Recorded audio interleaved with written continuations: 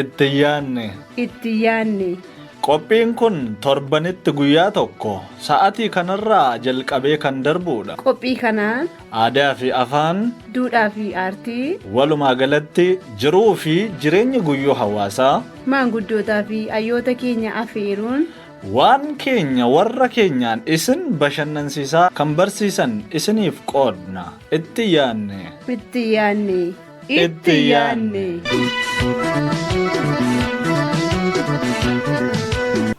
Harka fuunee ashamaa akkam jirtu kabajamoo hordoftootaa fi dhaggeeffattoota qophii itti yaanne nageenyi keenya jaalalaa fi kabajaa bakka isin jirtan maratti isin haa qaqqabu jechaa egaan akkuma beekamu qophiin itti yaanne torbaniin qophii bashannansiisoo fi barsiisoo ta'an qopheessee isiniif dhiyeessuun isaanii beekama.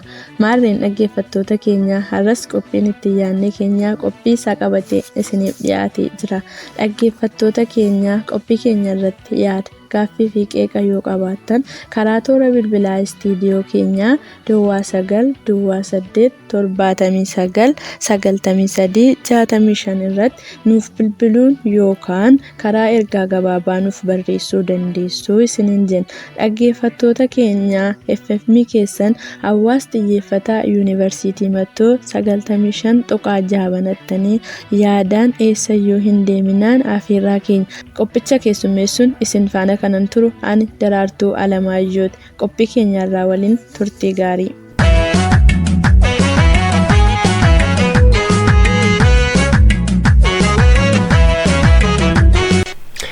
Ashamaa akkam jirtu kabajamtoota keenya jaallatamoo fi kabajamoo akkamii turtiin keessanii alaamanni sa'a namni nagaadha.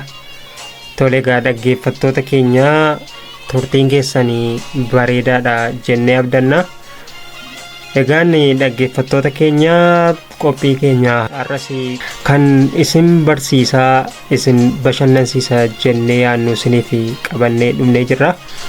Egaa akkuma beekamu torbanoota darbanii dhimmoota dogoggora barreeffamaa irratti hayyoota qaamolee garaagaraa ogummaa adda addaarra jiran isiniif affeerree waliin turtii taasisaa turuun keenya ni yaadatama. Egaan har'a immoo keessummoota koo yeroo darbanii isa xumuraa gaaffii tokko qabadhee dhiyaadheefin jira. Egaan amma dhuma qophii keenyaatti nu waliin turaan isiniin jedha. Ammallee yaadaa fi qalbiidhaan eessayyuu hin deebinaa raadiyoo keessan raadiyoo Hawaas Xiyyeeffataa Yuunivarsiitii Mattuu FM 95.6 banadhaatoo nu waliin turaa hojii keessan hojjechaa nurraa baradhaa. Yaada yoo qabaattan immoo karaa toora bilbila istuudiyoo qeeqi keessan nu jabeessaa nu fooyyessa waan ta'eef yaada keessan nutti hin qusatinaa isiniin jenna. Egaan kallattiidhumaan qophii keenya irrattanii isin dabarsaa turtii gaarii.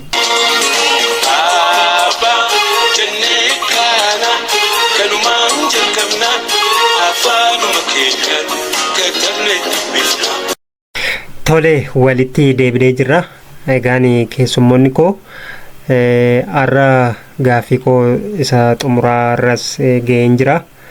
Egaan akkuma beekamu yeroo darbanii maalummaa sirna barreeffamaa sirni barreeffamaa maal akka ta'e dogoggorri sirna barreeffamaa maal akka ta'e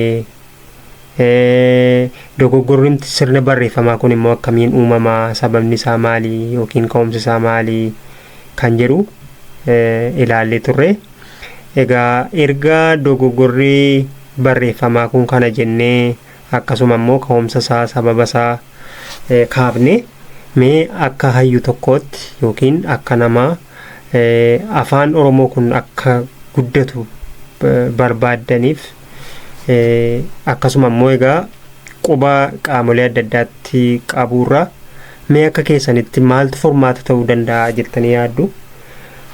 Akkuma beekamu egaa akkuma miidiyaalee hawaasaa irratti arginu yeroo namni dogoggoraan waa barreessu yookiin waa qubeessu wal arrabsuun jira. Yeroo tokko argitanitti yoo ta'e namoota dogoggoraan waa barreessan arrabsuutti isaanis dogoggora immoo barreessu jechuudha. Kanaafi dogoggoraan sirreessuun waan jiru fakkaata. Akkasuma immoo egaa namoonni baay'een dogoggora sirna barreeffamaa kana furuudhaafi qubee jijjiiruutu gaariidha. Qubeen afaan Oromoo irratti fayyadamaa jirru kun hin baay'ate. Seerri isaa kun ni cima namoonni jedhanillee jiru. Kanaaf immoo furmaanni qubee afaan Oromoo jijjiiruutu gaariidha. Akkuma Sheek Bakirii Saphaloo qubee bocee ture qubee ni bonya kan jedhanillee ni jiru. Akkasuma moosaajiin adda addaallee jiraachuu qaba kan jedhan ni jiru. Inni biraan immoo gama mootummaatiin yoo fudhanne aadaa fi tuurizimiin magaalota adda addaa irratti barjaalee yookiin taappellaa kan jennu dogoggora kan qaban irratti mallattoo qaxxaamuraa yookiin X kan jennu irra kaa'uudhaan dogoggorri akka jiru ibsanii garuu dogoggorri kun sirraa'eeraa kan jedhu gaaffii keessa nama galcha. Egaa walumaa galatti furmaata akka furmaataatti namoonni waan baay'ee kaasu meesin maal jettu keessumaayyuu gaafsan barreessitoonni gaazexeessitoonni barsiisonni gama teekinooloojiin ni jirtu waan ta'eef dogoggora qubee uumamaa jiru kana dhibbatti furuudha yoo dadhabnellee akkamitti fooyyessuun danda'ama jettanii yaaddu? Mee maaltu furmaata jettu? Mee jalqabaa Shuumii egaa sirraan kaati barreessaa kitaabaatis waan ta'eef furmaati maalii jetta? Mee sirraa jalqabna. Akkaataa itti dogoggora kana sirreessuun danda'amu egaa akkuma tubaat jette guutummaa guutuutti sirreessuun dadhabamuu danda'a yookaan immoo hojii halkan tokkotti hojjetamu. Hojiin dogoggora akkasii dhaloota keessaa akka inni sirratu gochuun hojii ulfaataa ta'uu danda'a. Garuu bu'uurri isaa akkuma dogoggorri isaa inni jalqabaa inni bu'uuraa mana barumsaadha siin jedhee ammas dogoggora kana sirreessuudhaafis mana barumsaa keessa jira jechuudha inni jalqaba. Maaliif afaan kanaan daa'imman yeroo baratan sadarkaa keejii irraa kaasee afaan kanaan qubee baratu qubee irraa kaasanii jechoota baratu jechoota walitti fiduu jechoota barreessuu jechoota dubbisuu qixa sanattidha jechuudha. Namni keessumaatii xiyyeeffannoon itti kennamee afaan kana namni barsiisu afaanicha sirnaan qubeessuu nama danda'u yoo ta'e filatamaadha jechuudha. Amma barsiisan waan baay'ee itti bubbee kaaseera akka sababaatti wantoota kaanii loqoda ta'uu danda'a xiyyeeffannoo kennuu dhiisuu danda'a kan jedhu. Ani immoo amma muuxannoon hojii barreeffamaa keessatti qabuutiin gaafan ilaalu rakkoon namoota barreeffama irratti hanqinni kun isaan mudatu inni guddaan jecha tokko qobaatti jecha sana barreessuu danda'uudhaa fi hima keessatti barreessuu danda'uudha kan isaan rakkisu. Hima keessatti jechuun qobaa fakkeenyaaf jecha nama jedhu naa maa qubeewwan kana arfan walitti fidee namni nama jedhee barreessuu danda'a. Garuu jechuma nama jedhu kana hima keessa gashee yeroo barreessu fakkeenyaaf hima dhalli namaa afaan kamiyyuu barachuu danda'a jennee barreessina. Fakkeenyaaf hima dhalli namaa afaan kamiyyuu barachuu danda'a. Hima kana keessatti nama kan jedhu nama hidhatu hin taane dhalli namaa kan jedhu sagalee dheeraadha jechuudha. Yeroo kana maaltu uumamaa namichi jecha nama jedhu kana qobaatti barreessuu beeku hima dhalli namaa jedhu keessattis nama isheettu sana namuma isa duraan qobaatti barreessuu beeku sana qabate waan ta'eef namee deemaa haa isa xumuraa haa tokko godhee bira darbaa jechuudha. Kun immoo hima sana keessatti sagalee dheeraa isa namaa jennu sana dhiisee dhalli nama kan jedhu ta'a jechuudha hin gabaabbata. Maa inni rakkoonsaa yeroo barsiisan tariitii hima keessatti akkam akka ta'u qabu. Yeroo jecha sana sagaleessitu sagalee himaa keessatti sagalee dheeraa sagalee gabaabaa ta'uu danda'a. Ishee kana adda baasanii barreessuu dadhabuun yookaan adda baasanii hubachuu dadhabuun namni tokko jechaa beekaa garuu hima keessa gaafa gashu hima isaa jechumaan beeku sana malee jecha sana sagaleetti jijjiiree sagalee dheeraa moo sagalee gabaabaa ta'uu qaba kan jedhu hubachuu dhiisuu danda'a jechuudha. So gaaffii kee bu'uuraatti gaafan si deebisu akkamitti sirreessuun danda'ama eenyurraa immoo maaltu eegama kan jedhuu fi mana barumsaatti akkasittiin sirreessuun maatiin daa'imman isaanii yeroo baratan yeroo shaakalsiisan akkuma barsiisaan amma kaasee wantootatti dhalli namaa tokko yookaan sabni tokko ittiin boonu keessaa inni tokko aadaa isaadha, afaan isaadha. Kanaafuu afaan kun afaan sabboonummaa, afaan ofii, afaan ittiin boonamu ta'uu isaa beekee namni dhaloota isaallee, dhala isaallee afaan kana sirnaan barreessuu, sirnaan dubbachuu, sirnaan dubbisuu akka ijoolleen shaakalan gochuun ga'ee maatiis ta'uu danda'a. Inni kan biraan ga'ee namoota barreessitoota amma namni daa'imman kallattii garaagaraatiin baratu karaa mana barumsaa idilee mana barumsaa keessatti barachuu danda'u. Akkuma kana kitaabota barreeffamanii hawaasatti gadi dhiifaman kanarraas gaafa dubbisan irra deddeebi'anii yoo dubbisan wanti isaan dogoggora dubbisan dogoggorri sun sirrii taa'ee itti mul'ata jechuudha. Fakkeenyaaf akkuma beeknu namni tokko kitaaba gaafa barreessu sammuu namaa keessatti bakka guddaa qabaataa fi nama barateedha, nama beekaadha, nama hubataadha jedhee konsiider waan godhuu fi wanta namni sun dogoggora barreessullee dogoggora jedhee hubata jechuudha. Rool moodelii godhatee waan ilaaluuf dogoggora nama sanaa sirriidha jedhee fudhata jechuudha. Kanaafuu warri barreessanis dogoggoroota akkasiirraa of qusachaa sooshaal miidiyaa irratti gaafa barreessitu mataasaa amma in argina. Sooshaal miidiyaan waan tokko iyyuu ta'uu dhiisuu danda'a. Garuu nama dubbisuuf ofii keetiif illee akkuma bakka waan ta'eema yeroo ta'e tokko duwwaabaa barreessitee maxxansitee dhiistu itti fudhattee xiyyeeffannoo kennuufii dhiistee akkuma argine qubee dogoggoraa yookaan yeroo gabaabaa keessatti ergaa keenya dabarfachuuf jennee jechoota walitti kokkottoonfachiisne akkam nagaa jirtaa gaafa waliin jennu aakaamaa nagaa jennee kan barreessinu yoo ta'e tokko dhaloonni waan argu kanarraallee waan dijitaalii ta'e kanarraallee waa akkuma kanatti hubataa deema jechuudha. Xiyyeeffannoo kennuufii dhabuun amma gama sooshaal miidiyaatiin baay'ee waan mul'atuuf iddoo kanattillee namoonni paabliik fiigirii ta'an barreeffamoota akkasiitiif xiyyeeffannoo kennuun gaariidha yaada jedhuun qabu. Barjaalee beeksisaa bakka mana hojii magaalaa keessa iddoo garaagaraatti maxxanfaman kanarratti yeroo baay'ee waajjirri aadaa fi turizimii sadarkaa garaagaraarra jiru magaalota garaagaraa keessatti barjaaleewwan barreeffamni isaanii dogoggora qubee qabu sarara qaxxaamuraa irra kaa'uudhaan akka inni dogoggora ta'e qalama diimaadhaan sararanii yeroo isaan itti bira darban jira. Magaalota hedduu keessatti argaa turreerra. Kun immoo rakkoo gama barreeffamaa dogoggora sana hiikuudhaaf dogoggora sana sirreessuudhaaf furmaata waan ta'u sitti fakkaataa jettee kan gaafatte sanarratti yaada tokko si dabaluun barbaade.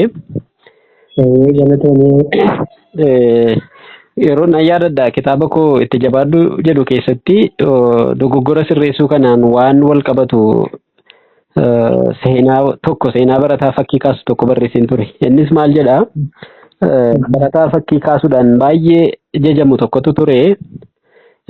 Gaaf tokko fakkii isaa irratti namoonni akka yaada kennaniif bakka dogoggora isaatii akka isatti mul'isanii fi fakkii sana fuudhee bakka namoonni irra deddeebi'aniif namoonni itti heddummatanii dhaqee kaasee isa booda gidduu qalamas bira kaa'ee gararraatti immoo maal jedhaa namoonni fakkii ani kaase kanarratti dogoggora yoo argitanii natti agarsiisaa yookaan dogoggora yoo argitan mallattoo itti naa godhaa jedhee qartuu fi dibduu qalamaa fi qalama bira kaa'ee sokke. Utuu baay'een ture sa'aatii gabaabaa keessatti gaafa inni deebi'ee dhaqee ilaalu fakkiin isaa suni boxoboxamee jira jechuudha. Namni hundumtuu bakka kun dogoggora jedhutti qalamatti dibee bakka sanatti fakkii isaa hundumaa irratti akka yaada isaatiitti akka hubatetti bakka dogoggora jedhu qalamatti diddibee darbe namni. Barataan sun baay'ee itti dhaga'amee baay'ee aaree fakkiin isaa kun akka baay'ee dogoggora guddaa qabatutti hubatee isa booda gara barsiisaa isaatii bira deemee haala isa mudate kana gaafa inni itti himu ammas jedhe barsiisaan isaa fakkii kan biraa fakkiima kana fakkaatu kaasiiti sila bakka dogoggora qabu yoo argitanii jala muraa yookaan mallattootti naa godhaa jedhee barreessee ture. Amma immoo fakkii kanarratti bakka dogoggora qabu yoo argitan naaf sirreessaa jedhiiti irratti barreessi kaa'ee sokke jedhee akkuma jedhee dibduu qalamas bira kaa'ee fakkii kanarratti bakka dogoggora qabu yoo argitan naaf sirreessaa jedhee barreessee deeme. Isa booda akkuma duraa daqiiqaawwan muraasa yeroo muraasa booda gaafa deebi'ee dhaqu namni itti bu'ee hin jiru jechuudha.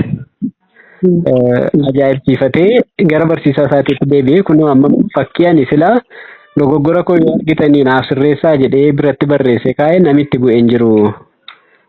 Maaloodha wanti jedhee gaafa inni gaafatu barsiisichi maal jedhaa? Dhalli namaa dogoggora kee sitti himuudhaaf baay'ee ariifata. Dogoggora kee dhaanuudhaaf, dogoggora kee arguudhaaf namni baay'ee ariifata. Dogoggora kee sirreessuuf garuu nama of kennu, nama si caalaa waan kana hubatee jiraachuu isa barbaachisa. Kanaaf namoota dogoggora kee siif sirreessan caalaa namoonni dogoggora kee sitti himan baay'atanii jedhe. Kana maaliifan jedhee dogoggora namaa namatti himuun dogoggoran sirreessu. Jiiti qaamoleen amma maqaa isaanii kaasne kun dhaabbileen waa'een qubee afaan Oromoo, waa'een afaan Oromoo isaan ilaallatu kun waajjiraaleen aadaa fi turizimii sadarkaan jiran tarii sagantaa kana dhaggeeffataa jiru yoo ta'e dogoggora barjaalee irratti mul'atu, dogoggora sirna tuqaalee magaalota keessatti bakka hojii garaagaraatti fannifamanii ittiin beeksisuuf dhaabanii jiran dogoggora irratti mul'atu. Dogoggora sana duwwaatti mallattoo godhuun dogoggora sana sirreessa. Akka kootti furmaata ta'uu kan danda'a ani jedhu fakkeenyaaf magaalaa raadiyoon kun keessaa tamsa'aa jiru magaalaa Mattuudha. Magaalaa Mattuu keessatti barjaaleen dogoggora qubee qaban jiraachuu danda'u jechuudha. So waajjirri aadaa fi turizimii sadarkaan jiru kan gochuu qabu barjaalee kana kan amma baaneriidhaan maxxansaan kan hojjetamudha irra jireessisaa. Magaalaa kana keessatti manneetiin maxxansaa xixiqqoo hojii maxxansa baanerii kana irratti bobba'an ni jiraatu. So namoota kanaaf namoota fakkeenyaaf hojii maxxansaa hojjetan akka kana namoota hojii beeksisaa yookaan kan harkaan barreessan illee jiraachuu danda'u waan ta'eef namoota kanaaf yeroo yerootti leenjii ga'umsa isaanii gabbisu. Leenjii namoonni kun amma namoota afaanii ta'uu dhiisuu danda'u. Fakkeenyaaf namni mana maxxansaa qabaatee mana maxxansaa isaatiin hojii baanerii garaagaraa kana poosterii garaagaraa kana hojjetu ogeessa afaanii ta'uu dhiisuu danda'a. Namoota kanaaf waa'ee sirna tuqaalee waa'ee sirnaan barreessuu kana yeroo yerootti leenjii kennanii fi wanta dogoggora jedhamee argame kan ammoo bakka dogoggoraa sana akka fakkeenyaatti fudhatanii isaaniif dhiyeessanii kun akkas jedhamu utuu hin taane akkas jedhamuu qaba ture, kun akkasitti barreeffamu utuu hin taane akkasitti barreeffamuu qaba ture jedhanii namoota kanaaf leenjii yoo kennanii rakkoon sun hafuu danda'a jechuudha. Maaliif waan bakka tokkotti leenjii akkasii kennan immoo amma sooshaal miidiyaanii impaaktii ni qabu, dhiibbaa inni geessisu guddaa waan ta'eef gama sooshaal miidiyaatiin yookiin gama miidiyaalee kan biraatiin immoo barsiisni kun yookiin aadeffannaan akkasii akka inni magaalota hundumaa keessatti babal'atu godhamaa yoo deeme namni waan hojjetutti xiyyeeffannoo kennee barumsa argachaa deema waan ta'eef tariitii gaaffii ati kaafteef dogoggora namatti himuun ofii isaatiin dogoggora sirreessuu dhiisuu danda'a waan ta'eef tooftaa ittiin barnoota kennan dogoggora sana dogoggora ta'uusaa akkaataa itti hubachiisan gahee guddaa taphata jechuuf itti dabale.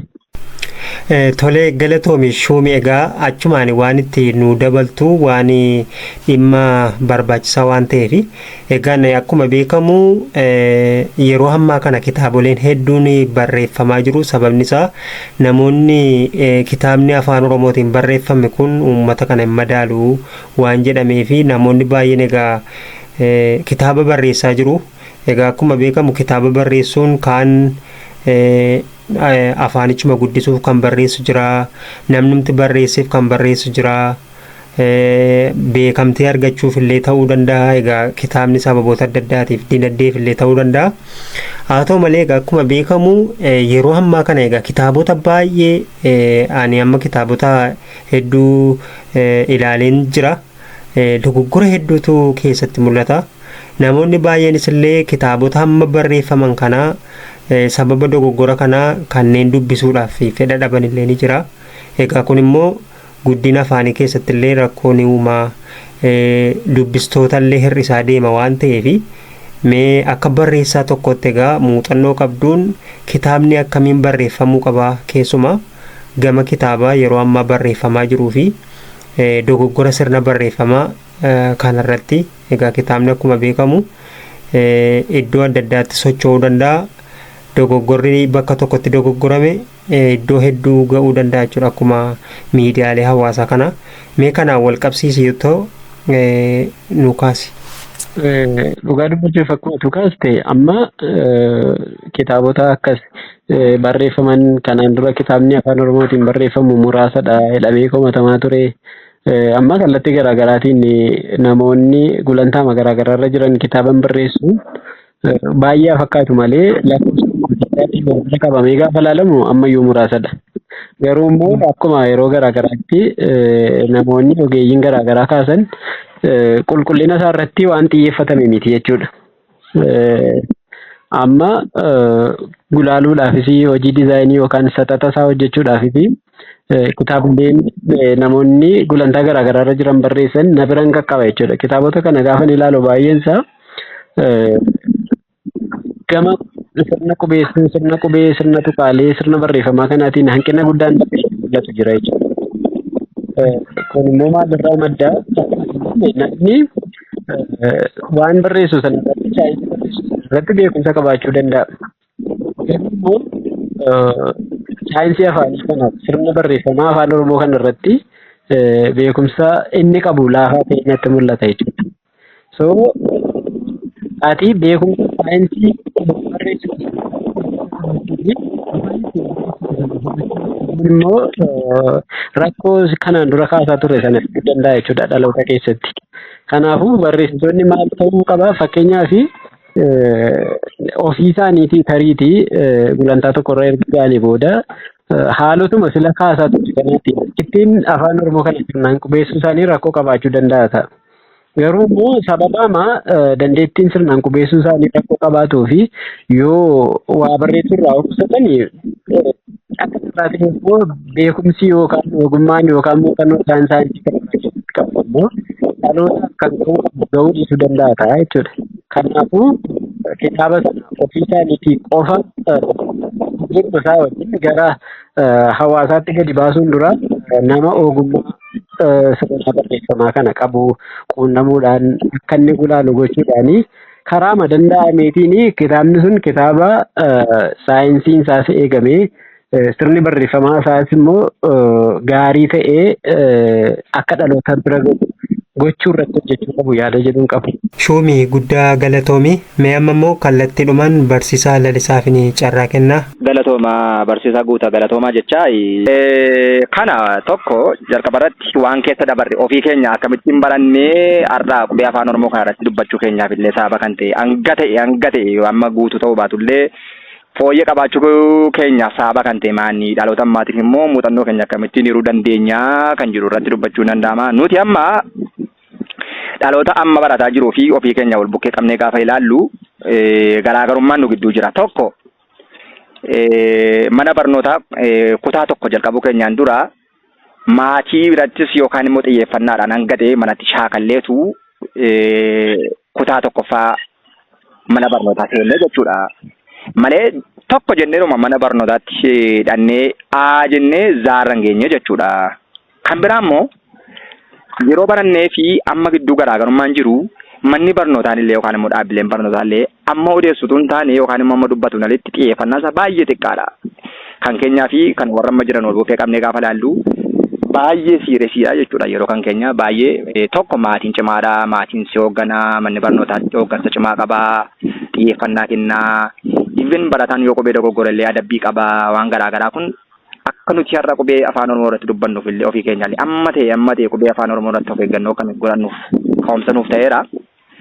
Muuxannoon bara sana jiran kun utuu ammallee hojiirra oolanii hanga ta'e qubee afaan Oromoo fooyyessuu keessatti bu'uuraan furmaata kennuu hin danda'a jedheen yaada. Kan biraa akka nu hubadhutti fakkeenyaa fi afaan Oromoo keessatti moosaajiin dogoggora qubee eegu gara fuulduraatti irratti akka hojjetamuuf dhaabbileen barnootaa yookaan immoo yuunivarsiitiileen Itoophiyaa keessa jiran akkasumas immoo biiroon barnoota Oromiyaa wanta kana barattoota kenna addaa qaban yookaan immoo taalentii kompiitaraa qaban jajjabeessuudhaan akkuma moosaajiileen garaagaraa fakkeenyaaf kan roosteraa kan wantoota garaagaraa hojjetan kun wanta qubee afaan Oromoo fakkeenyaaf afaan Ingiliffaa keessatti akkuma isin beektanii jecha tokko dogoggora yoo barreessine hin dabarsu jechuudha. Yookaan immoo jechuu sana dogoggora barreessuu keenya maaltu nutti agarsiisa reedii ziigzaagiitu jira jechuudha. Reedii ziigzaagii ka'a akka nutti qubee sana dogoggoraan yookaan immoo jecha sana dogoggoraan dabarre kompiitarri woorniingii nuuf kennaa jechuudha. Moosaajiin kanaaf kana fakkaatan afaan Oromoo keessatti utuu deevilooppii ta'aniiti yookaan immoo utuu kalaqamaniiti hanga ta'e yookaan immoo caalmaanumatti illee namni afaan Oromoo irratti xiyyeeffannaa yookaan immoo akka inni irraa wanta tokko hubatu gochuun hin danda'ama ture kun gara booddaatti gara fuulduraatti akka inni hojiirra oolu nan abdadha. Inni kan biraan dhaabbileen barnoota olaanaa ga'ee guddaa qabu.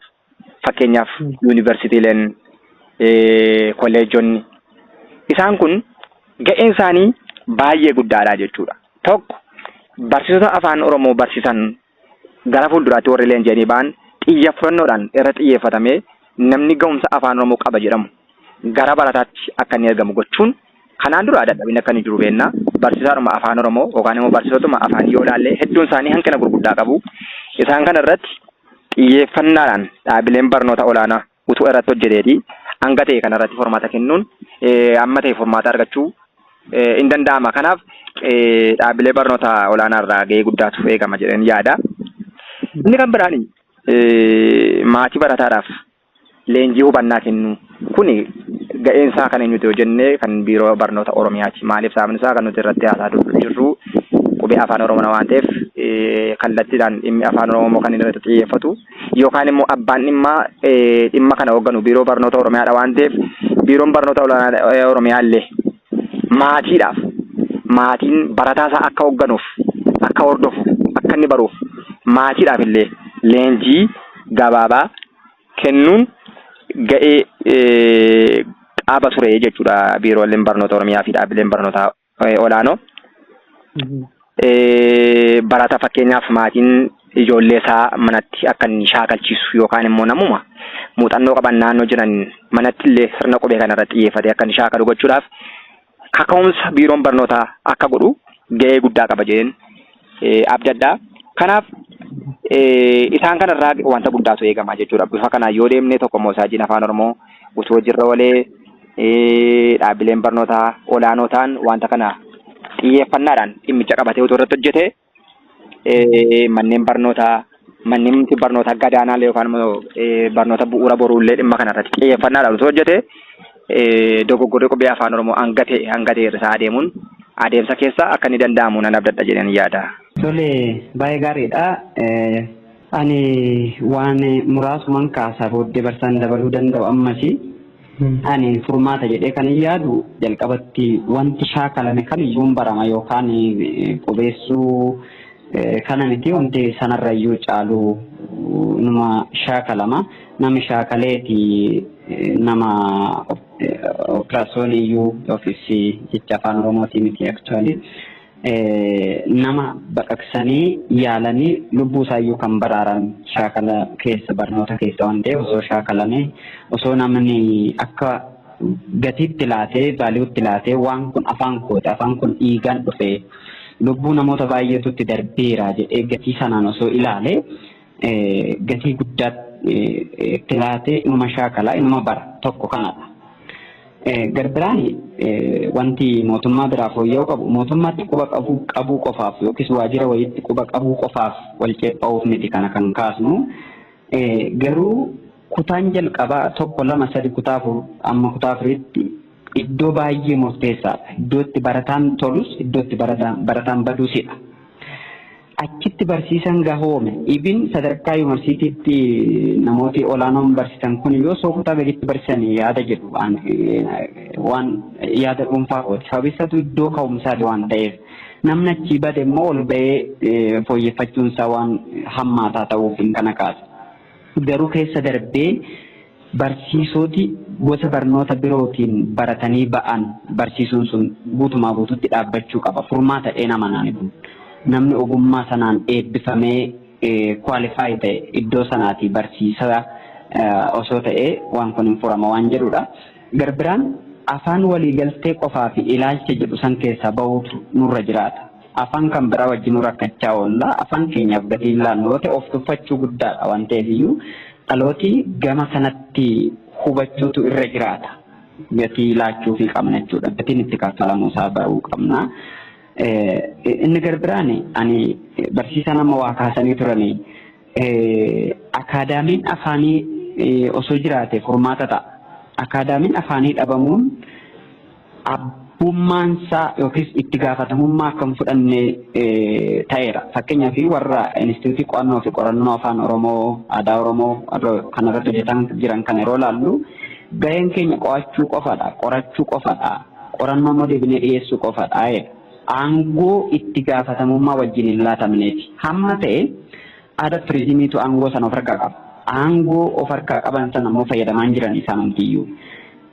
Akaadaamiin afaan immoo osoo jiraate afaan tokko abbummaadhaan waan gara tarkaanfii barbaachisu tarkaanfii waan barbaachisu hundumaa fudhachuudhaaf aangoo qaba waan ta'eef akaadaamiin afaan osoo nu jiraate osoo nuuf hundaa'e kana yeroo baay'ee mootummaadhaaf hanga mootummaa sadarkaa olaanaatti gaaffii kana gaafannee jirra. Deebiinsaas nama deebi'adheen amana. Kunis furmaata tokko dheeyyaadha. Gara dhumaatti qubeen amma isin kaastan qubeen kanaan booddee qubee laatinirraa qubee akkanatti jijjiirra jennu baroota dheeraadhaaf duubatti nu deebisa. Sababiin isaatu kutaa tokko kaasnee barnoota anaafis hin dabalatee duubatti deebinee barnoota si'achi barachuu qabna jechuudha. Yookiis qubee baruu dhannaa jechuudha. Yoon dogongoruu baadhee barsiisaan booddeettaa dabalanii waan kun gatii guddaa nu qabdachiisa waan ta'eef qubeen nu bocama kana booddee kan jedhu wanti eeggannu hin jiru. Yaadni sunis I think kufeera. Namoonni yayyaalan jiru suni waan inni fidu waan caalu waan ta'eef kana caalmaa rakkoo qaba. Osoo gatiitti laannee furmaata ta'a. Namuu osoo barreessuu tuffachuu baanne namoonni tokko ergaa fi ergan dabarfadhee jedhanii homaa rakkoon qabu jedhanii akka barbaadanitti kan barreessan jiru. Sana osoo keessaa baanee wantoota kana osoo fooyyeffannee bakka jirutti namuu hundumtu anis isinis osoo xiyyeeffannoo laannee fi osoo tarkaanfiin akka fudhatamu taasisnee ni fooyya'aa furmaata ta'a jedhee yaada. Barsiisaan ammoo itti dabalanii mee waan jiru. Tole galatooma ammas yaada gaggaarii ta'e. Akka furmaataatti wantoota kaasnu kun waanuma nurka jiruudhaatti fayyadamuu dadhabuudha malee inni jalqabaa waa'ee sirna qubeessuu waan haasa'arruuf samma barachuudha. Nama barachuu fedhuu fi kallattii baay'eetu jira waan ta'eef akkuma amma obboleessi kaasee yeroo mammaaku Oromoon gogaa jiidhaatti maruu jedhu muka deebiis immoo otoonni hin barangaatin yookiin iddoo keetoonni bakka jabeetti hin qancarinidha kan sirreessitu. Namni anis akka nama dhuunfaatti yeroon ta'ee yaadu namoonni sadarkaa olaanaarra qorannoo adda addaa godhanii fi beekumsa dhimma kanaa qaban naanna'anii utuu kutaa gadiitti yoo barsiisan waan jedhu innillee yaada dhuunfaa koo ta'ee kaase kanallee waan na gammachiisudha ituu ta'ee jechuudha. Gabaabaatti wanta kaasaa ture waa'ee yeroodhaan qabuutii fi haala barsiisuu qulqullina qabu irratti xiyyeeffachuuti. Akka furmaataatti kitaabota dubbisuullee jedhee sila sababoota keessatti kaasan ture. Kitaabota gorfaman yookiin namoonni dhimma kanaan wal qabatu beekumsa isaa qaban barreessan irrattillee dubbisuudha. Shaakala gochuudha barreessuu irratti. Shaakalleen godhamu taanaan homaayyuu falan qabu waan ta'eef inni kan biraan namoota dhimma kana barsiisan nullee miidiyaa kanarratti karaa danda'amu hundumaanii warri hanqina akkasii qabu akka baratu gochuu fi isaanis eeyyamamoo ta'anii barachuun furmaataa jedheen yaada. Inni kan biraan galmee jechootaa yookiin dikshineerii yeroodhaan illee hojjechuudhaa fi warri waan sana barachuun dirqamatti ta'u hundumallee waan jedha rakkoon qabu galmee jechootaa sana fayyadamuudha. Of sirreessaa yookiin jijjiirama fidaa deemuu fi barnoota sirna afaanii yoo danda'an akkuma jenne dhaabbarnoota yookiin akkaadaamii dhimma sana irratti hojjetu utuu qabaanne illee gama sanaanii fooyyessuudha. Gama maal utuu ta'e jedhu irratti inni jalqabaa akka rakkootti yeroo baay'ee kan natti argamu furmaati maal isa jedhu jijjiirama fudhachuun rakkanna. Anamma akka dhuunfaa kootiitti barreeffama guyyaa tokko yoo gabaabsee walitti qottoonfachiisee jechoota chaatii nama hin godhu jechuudha. Waliin dubbii hin godhu. Eenyullee yoo gabaabsee jechuudha. Maaliif namicha sana gabaabsee barreessee haasa'anaan naa gabaabsee deem barsiisaa jira jechuudha. Inni biraanii jijjiirama fudhachuu dadhabuu gaafan jedhu wantoota dhufanii gogaama falma namni keenya dhiifama naa godhaa hunda goggoree amma yeroo darbee dhimma sirna barreeffamaa wal qabatuuf qubee haaraa jedhamee inni kaan saba bara dhaabbatee loojikaa ta'e bifa qorannootiin falmii kan geggeessaa jira. Kani isuma markaa qabnu kanayyuu bitaa mirgattii mirgaa biti isaa otoo hin galiniif dunuunfatee falmamoo jira qottoo billaa hedden jedhe. Sababaani wanti ta'u hundumuu ta'uu qaba. Fakkeenyaaf jireenya jedhee gaafa dubbadhu nyaata akka jabaatu tunatti argamuutan nyaata tokko barreessa ofumattuu qubeen dachaa qubee lamarraa tokko taatee gatii dhuftuufi gammachuu gaafa jedhu chaan akka jabaachaa jiru natti argama. Hodhuu jennee hodhuu gaafa jennu dhaan asitti garaagarummaan akka jiru nutti argama. Amannee fudhannee jechuudha. Jijjiirama gaafa jedhu qubee haaraa bocuun tarii hin danda'amu inni jedhu tarii egaa hin beekamu.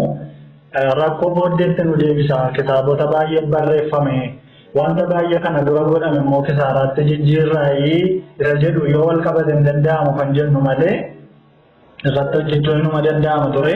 Achumatti immoo qubeema jiru sanarratti fooyya'insa uumuuf yaalu amma jecha daafi haan walitti dhuftee afaan Oromoo keessatti dhaadha. Afaan Arabiffaa gaafa qubeedhaan yookiin laatiniidhaan barreessitu immoo daafi haan kan biraattidha kan inni dubbifamu. Afaanota adda addaa keessatti daafi haan akka biraatti. Amma caa fi haan walitti takka chaayinaa takka kaayinaa waan adda addaati kan inni itti mogga'u afaanota biraa keessatti. Afaan Oromoo qofallee miti jechuudha. Kanaaf wanta akka qubee jechaa sana itti yaadamee bifanni jabaachuuf seera afaanii guutuu ta'utti guddachuu yaaluun illee barbaachisaa ta'a jedhee yaada. Inni gama kan biraatiin dhiibbaan kun qabu furmaata duukaa mallee dubbachuudhaa fi moosaajii waan jedhu amma kaa'aa ture. Moosaajii gaafannu sooftiweerii isa immoo afaan Ingiliffaatiin. Sooftiweerii adda addaa gaafa hojjennu qorannoo yeroo digirii lammaffaa baradhu hojjedhe tokko yaadadha. Afaan Oromoo Simplification Chatbot Using Hybrid Approach jedha. Wanti qorannoon kun gaafa hojjetamu simplification yookiin birsa geessuu afaan Oromoo jechuudha. Chatbotii waan sana hojjettudha. Wanni irratti hojjetamee ture. Gaafa fudhaafaa fayyadamtu afaanota kan biraa waan hin jirree fi moodelii yookiin algoozimii hojjetameeru sana wal barsiisuuf illee rakkatta. Seerri afaanii gaafa jeeqamu jecha tokko galchuudhaa fi ati kan biraan galchitee namni kan biraan daataa beezii yookiin kuusaa waan sanaaf itti fayyadamtu haala adda addaatiin kan galu yoo ta'e moosaajii sanallee jeeqaa deebii dogoggoraa sii kenna. Fakkeenyaaf NLP yookiin Natural Language Processing kan jennu irratti afaan uumamaa kana machine learningidhaan yookiin kompiitarri beekee baratee akka hojjetu gaafa shaakalti immoo of eeggannaa guddaa gaafata. Giigoo waan jedhamu jira afaan Ingiliffaatiin garbage in garbage out. Waan kosii yoo walitti qabdee keessee kosii matusii ba'a jechuudha wanta addaan jiru. Social media kanarraa immoo amma yoo laallee algoozimii sanarraa waraabbata data. Gaafa nun Facebook irratti akka dogoggoraatiin fayyadamnu YouTube irratti akkaataa dogoggoraatiin walumaa gala sabquunnamtii adda addaa irraa gatii waraabbatee kaawwatuu fi sana kosii walitti qabuudhaani afaanni yookiin sabni barreeffamaa afaan Oromoo kun akka hin guddanne godha jechuudha. Kanaaf waa'ee afaanichaa dhugumaan guddata yoo inni ta'e maxxansa tokkoon arge guyyaa tokko boleessi tokko akkasidha.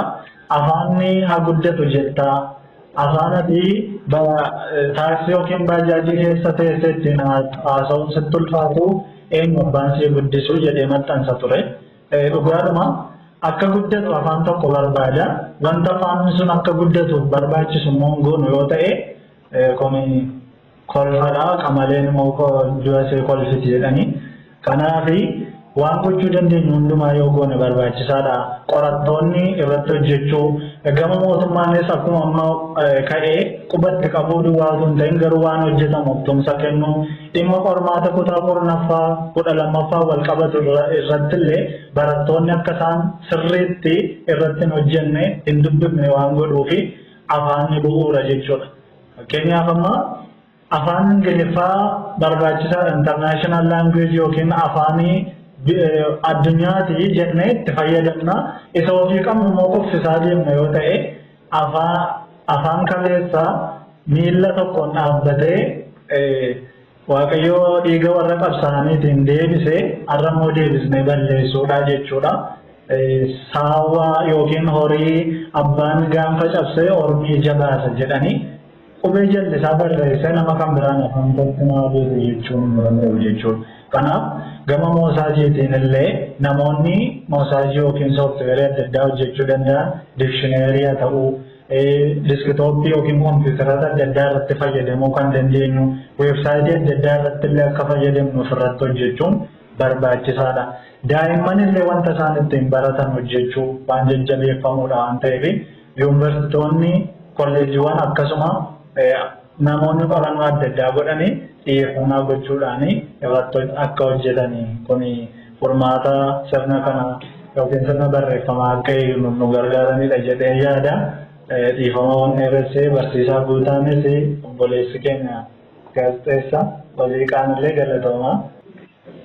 Sayyee barsiisaan dhaamsa barsiisaan waan gurguddaa kaasaniiru waan kana tafe waan hin jedhu qabu dhumarratti akkuma ammaa sirra ka'ee walitti quba qabuu qofaa ebeluuf malee ani keessa hin jiru jechuurraa fagaannee anis yoon of ilaale nama garbiraanis of ilaale sadarkaa jiru kamiiniyyuu namni gadi hanga olitti hanga muummicha ministeeraatti afaan dhiigaan dhufe kanaaf xiyyeeffannoo guddaa yoo itti ilaannee gatii akka inni qabaatu gatii akka inni qabu sana yoo barree gatii akkamitti akka ga'e yoo barree afaan sanaaf gatii laannaa gatii afaan sanaaf laanne taanaan immoo inshaakallaa hin barraa walirraa fudhannaa.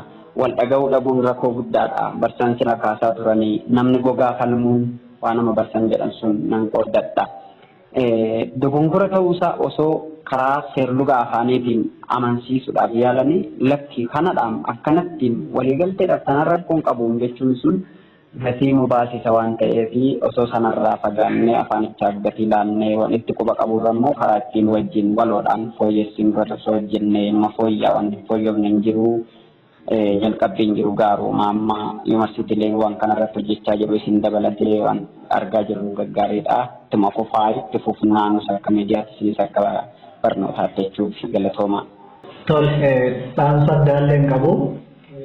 Dhaamsi hin qabu garuu namoota warra barsiisaniin adaraa keessanii hojii hojjettaniif barsiisummaan aartiidha. Aartiin kennaa uumaati. Kanaaf miindaadhaaf yookiin akka hojii dirqamaan isinitti kenname osoo hin ta'in akka adaraa uumaan isinitti kenne itti ilaalaatu dhaloota barsiisa. Waan barsiiftan immoo utuu hin barsiisin beekaa duraa jechuun barbaada.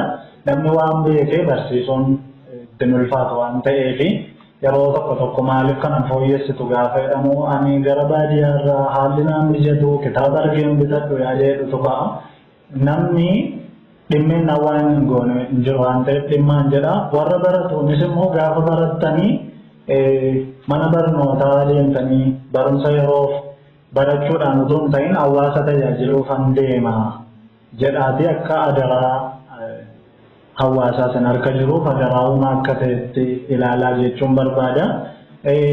Dhaamsa waliigalaa immoo kanneen qorannoo adda addaa godhan akkuma sila kaasuu yaada gaggaariin jira. Hanqina yoo kaafneyyuu wanti jajjabeeffamu gama mootummaanis gama qorattootaanis gama barsiisotaa barattootaa kallattii adda addaan sooshaal miidiyaa irratti illee namoonni barsiisaa jiran hedduu jiru jabaadha jechuun barbaada.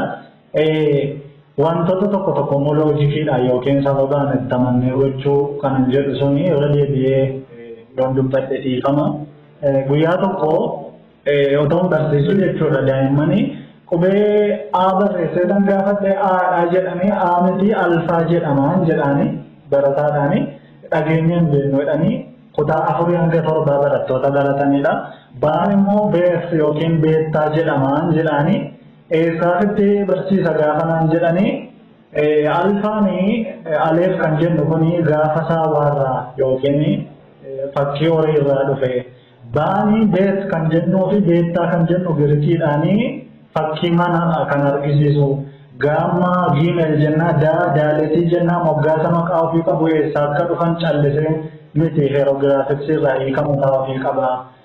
Gaafan jedhuuni wanta akkanaan jiru jedhanii maal kaasuun barbaade asumaan itti dabalee gama afaan Oromoos ta'u afaan kamiiyyuu namoonni barsiisanii xiyyeeffannaadhaan qubeemti kun iyyuu eessaa dhufe sirni barreeffamaa isaa maali eessatti jijjiiramaa dhufe fedhu duukaa bu'anii qorachuun barbaachisaadha.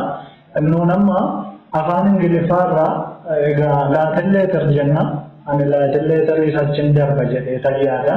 Ani hieroglyphics marraa dhufeen jedha isa kana tarii yeroo qabaanne yeroo biraa haasa'uu dandeenya. Laatinii itti maaliif moggaafame seetus yeroo biraa tarii dubbisuu danda'a abbaan barbaade nus immoo carraa argannetti deebina.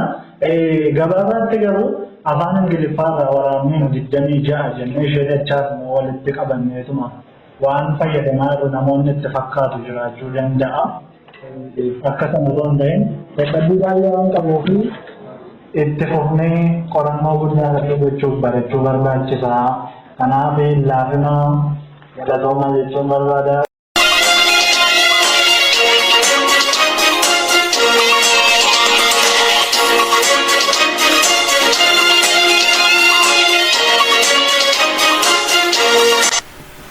Egaan dhaggeeffattoota keenya qophii keenya har'aa kanuma irratti goolabna.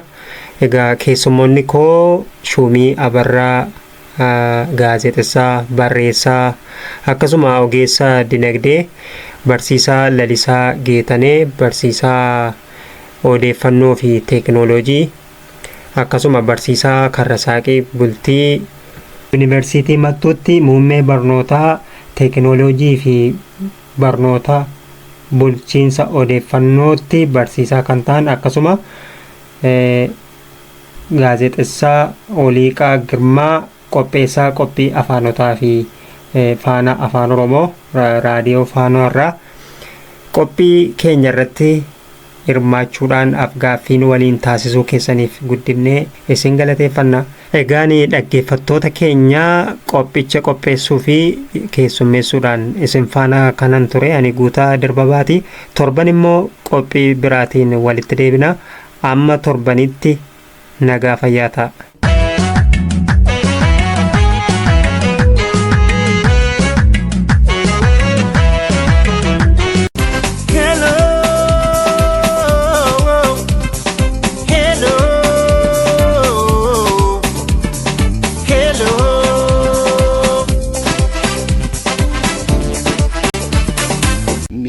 Lamatu buna danfifatanii taa'anii walitti muggutu. Jaarsi koo gowwaadha jetti isheen tokko.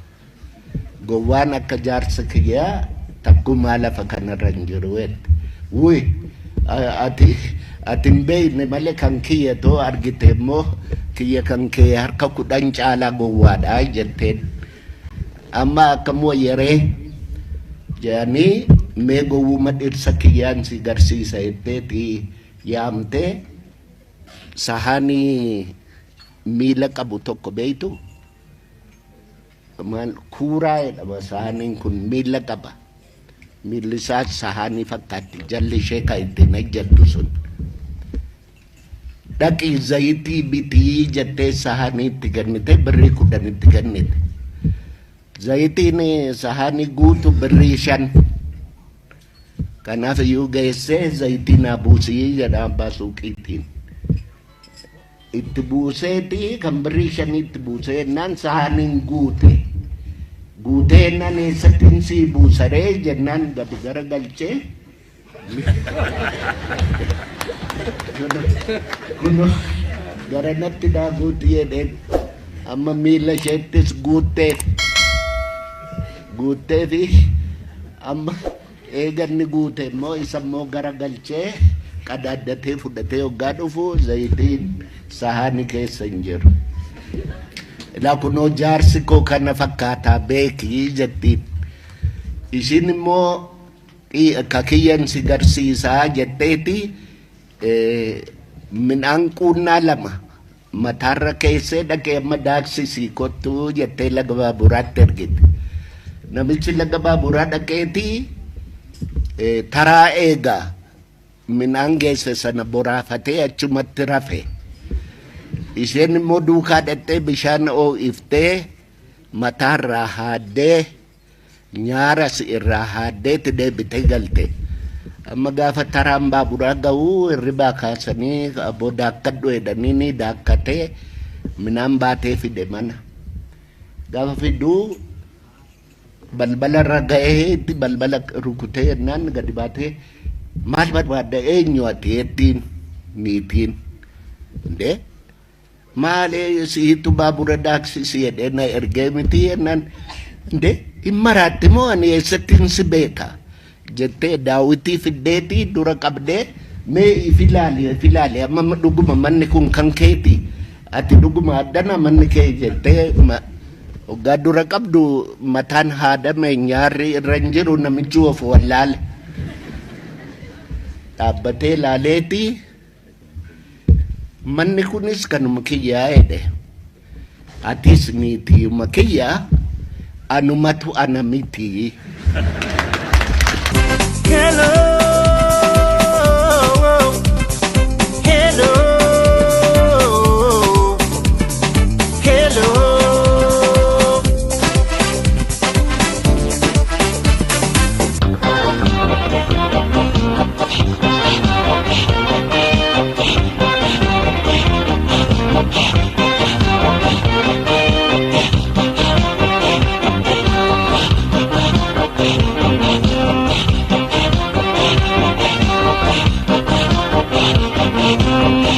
Asham siyana di damasham, asham ya baredo dimasham, agam tere naga sitti nama. Asham siyana di damasham, asham ya baredo dimasham, agam tere naga sitti nama. Asham siyana di damasham, asham ya baredo dimasham, agam tere naga sitti nama. Asham siyana di damasham, asham ya baredo dimasham, agam tere naga sitti nama.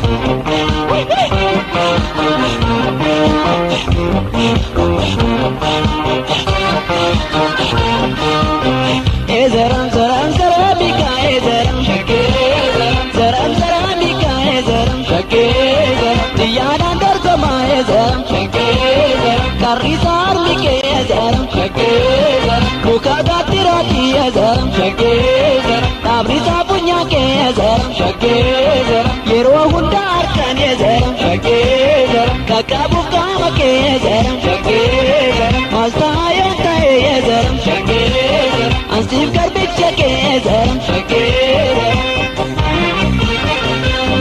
shake mala jala la na rabde shake mala jala la na rabde shake mala jala la na rabde shake mala jala la rabde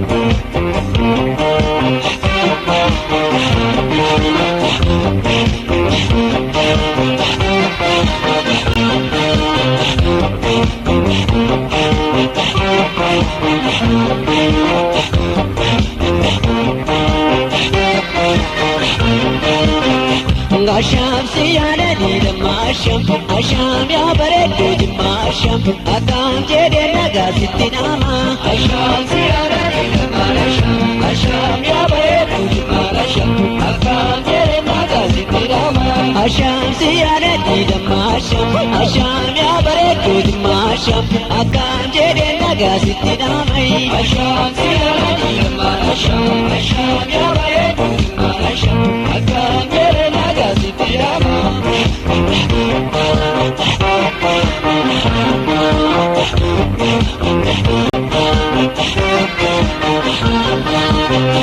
Zaram zaram zaramika zaram shake zaram zaramika zaram shake ananna dukkufa zaram shake jadi bana chisi zaram shake abba ke baada ke zaram shake sobiri fasisi zaram shake yero sanna tufa zaram shake hakima fakkate zaram shake wana malasana zaram shake boba jala kadeza shake bala jala la narade shake bala jala la sarade shake bala jala la narade shake bala jala la sarade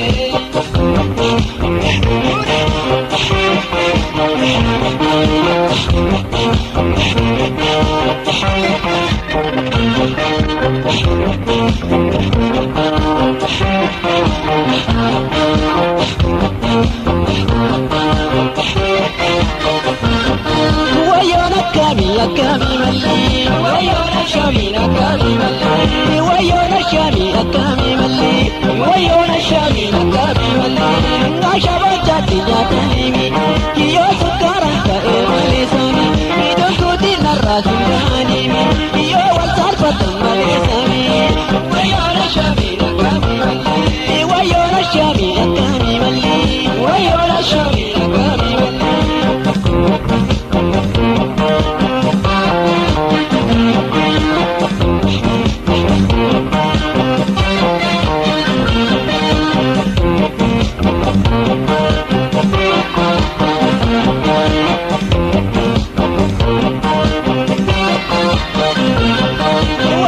شامي لكامي ملي ويونا شامي لكامي ملي ويونا شامي لكامي ملي ويونا شامي لكامي ملي مرمري مكا مرمري يدور مرمرو تبكاني بينا قبيلة بينا قبيلة نيغانا كيسا كنتاني مرمري مكا مرمري يدور مكا مرمرو بينا قبيلة بينا قبيلة نيغانا كيسا كنتاني ويانا شنان ورامي يسامونا تنورني إيشين براتا walitti deebinee jira jaalatamuu fi kabajamtoota dhaggeeffattoota keenya tole egaan qophii keenya har'aa irraa barachaa ittiin bu'aaraa turtan jennee abdan qophii keenya irratti yaada gaaffii fi qeeqa yoo qabaattan akkasumas tajaajilaa fi oomisha keessan beeksifachuu yoo barbaaddan karaa toora bilbila keenyaa duwwaa 9 duwwaa 8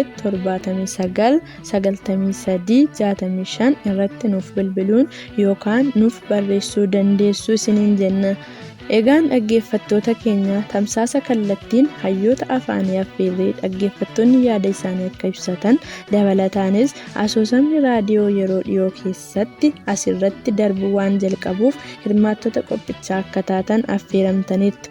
Egaan dhaggeeffattoota keenya jalqaba qophii keenyaatii kaastanii hanga xumuraatti waan nu dhaggeeffachaa turtaniif galanni keessan guddaadha. Qophiin keenya har'aa kana fakkaata ture. Hanga ammaatti isin keessummeessaa kanan ture an Daraartuu Alamaayyootti. Torban qabiyyee biraan hanga walitti deebinutti torban gaarii horaa bulaa deebana.